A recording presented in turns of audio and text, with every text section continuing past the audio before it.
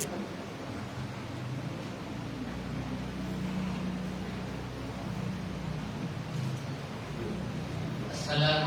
warahmatullahi wabarakatuh. Jamaah Masjid Ar-Royan yang dirahmati Allah Subhanahu wa taala, sebelum kegiatan kultum tarawih dimulai, akan kami sampaikan beberapa informasi. Informasi yang pertama, yang bertindak sebagai pembaca hadis malam hari ini adalah beliau Bapak Dwi Atmoko, serta imam sholat tarawih adalah saudara Michael Hutomo, sedangkan yang bertindak sebagai penceramah subuh besok pagi adalah Ustadz Haji Sudarmadi MPD. Informasi selanjutnya, perolehan infak pada tarawih tadi malam sebesar 4.333 rupiah, sehingga total perolehan infak tarawih dan subuh sampai saat ini adalah 1.059.333 rupiah. Semoga muslimin yang telah menginfakkan hartanya mendapatkan balasan pahala yang berlipat ganda dari Allah Subhanahu wa taala. Amin. Informasi yang terakhir, kami masih membuka peluang bagi jamaah untuk berinfak dalam rangka membiayai kegiatan Ramadan di Masjid Ar-Royan. Demikian informasi yang kami sampaikan. Syukran jazakumullah khairan. Wassalamualaikum warahmatullahi wabarakatuh. Kepada beliau Bapak Dwi Atmoko kami persilahkan.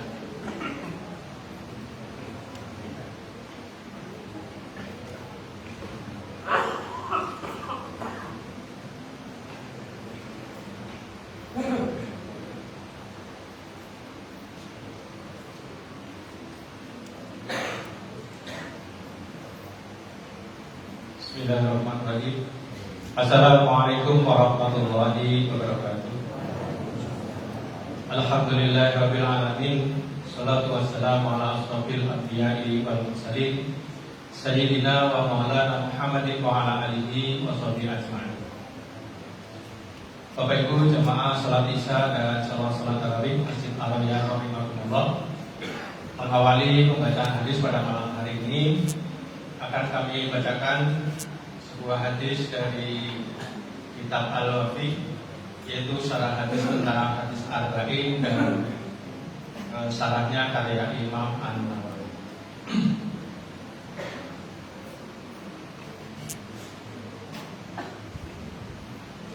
Bismillahirrahmanirrahim.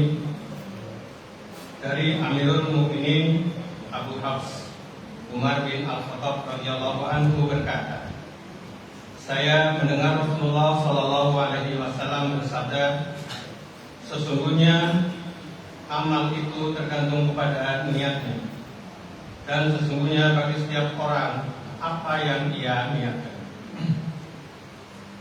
Barang siapa hijrahnya menuju Allah dan Rasulnya, ia akan sampai kepada Allah dan Rasulnya. Barang siapa hijrahnya menuju dunia yang akan diperolehnya, atau menuju wanita yang akan dinikahinya, ia akan mendapatkan apa yang dituju. Hadis diriwayatkan oleh Imam Bukhari dan Imam Muslim. Kedudukan hadis ini termasuk hadis yang sangat penting, yang merupakan pusat peredaran agama Islam. Ia merupakan pokok dalam agama dan kepadanya bermuara seluruh hukum syariat. Hal ini akan jadi jelas dengan ucapan para ulama. Abu Dawud berkata, hadis ini sesungguhnya amal tergantung pada niatnya setengah Islam. Karena agama itu terbagi kepada yang tampak, yaitu amal, dan yang batin, yaitu niat. Imam Ahmad dan Asy-Syafi'i berkata, hadis ini merupakan sepertiga ilmu. Sebab seorang hamba itu akan mendapat pahala berkat perbuatan hati, lisan dan anggota badannya, dan niat dilakukan dengan hati yang merupakan salah satu dari ketiganya. Oleh karena itu, para ulama menyukai untuk memulai penulisan kitabnya dengan hadis ini. Imam Al-Bukhari mencantumkan hadis ini di awal kitab Shahihnya. Imam An-Nawawi memulai dengan hadis ini pada ketiga kitabnya, yaitu Riyadhus Shalihin, Al-Adhkar, dan Al-Arba'in. Manfaat disebutkan hadis ini di awal kitab adalah untuk mengingatkan para penuntut ilmu agar meluruskan niatnya dengan hanya mencari keridhaan Allah dalam menuntut ilmu dan mengamalkan kebaikan. Sebab dari timbulnya hadis ini, atau berani meriwayatkan dalam Al-Mu'jam Al-Kabir dengan para perawi yang terpercaya. Dari Ibnu Mas'ud radhiyallahu anhu, ia berkata, di antara kami ada seorang laki-laki yang meminang seorang perempuan yang bernama Ummu Qais, tetapi dia menolak untuk dinikahi. Hingga dia berhijrah, maka dia berhijrah dan menikahi. Maka kami menamainya Muhajir Ummu Qais.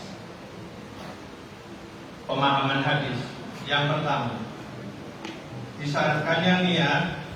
Para ulama bersepakat bahwa amal yang lahir dari seorang mukallaf yang mukmin tidak dipandang memiliki nilai ibadah dan tidak akan mendapatkan pahala kecuali dengan niat.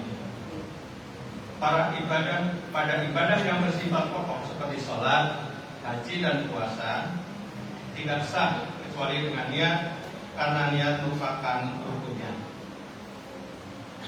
Adapun ibadah yang merupakan sarana seperti wudu dan mandi, Abu Hanifah mengatakan bahwa niat merupakan syarat kesempurnaan untuk mendapatkan pahala. Asy-Syafi'i berkata bahwa niat merupakan sahnya ibadah, maka tidak sah semua ibadah sarana tersebut kecuali dengan niat. 2. Waktu dan tempat niat. Waktu niat adalah pada awal ibadah, seperti takbiratul ihram dalam sholat dan ihram dalam berhaji. Adapun pada ibadah puasa, maka cukup mencamkan niat sebelumnya, karena sulitnya memantau terbitnya fajar. Tempat niat adalah dalam hati dan tidak perlu untuk diucapkan, tetapi disunahkan jika hal itu dapat membantu hati dalam menghadirkan. Disyaratkannya menentukan niat adalah untuk membedakan suatu ibadah dari ibadah yang lain. Maka tidak cukup meniatkan sholat, tetapi harus menentukan niat sholat zuhur untuk membedakan sholat asar dan yang lainnya. Ketiga, hadis ini memberi pengertian bahwa barang siapa yang berniat untuk beramal soleh, lalu ada halangan yang tidak bisa dielakkan, seperti sakit atau meninggal dunia, atau halangan lainnya, maka ia akan tetap mendapatkan pahala. Hadis ini mengajarkan untuk berbuat ikhlas dalam beramal dan beribadah, supaya mendapatkan pahala di akhirat, serta taufik dan keberuntungan di dunia. Jadi setiap amal yang baik dan bermanfaat, jika disertai dengan keikhlasan dan semata-mata mengharap ridha Allah, maka ia akan bernilai ibadah. Demikian betapa pentingnya niat dalam kita memulai sesuatu. Demikian yang dapat kami sampaikan untuk pembacaan hadis pada malam hari ini. Semoga bermanfaat bagi kita sekalian. Assalamualaikum warahmatullahi wabarakatuh.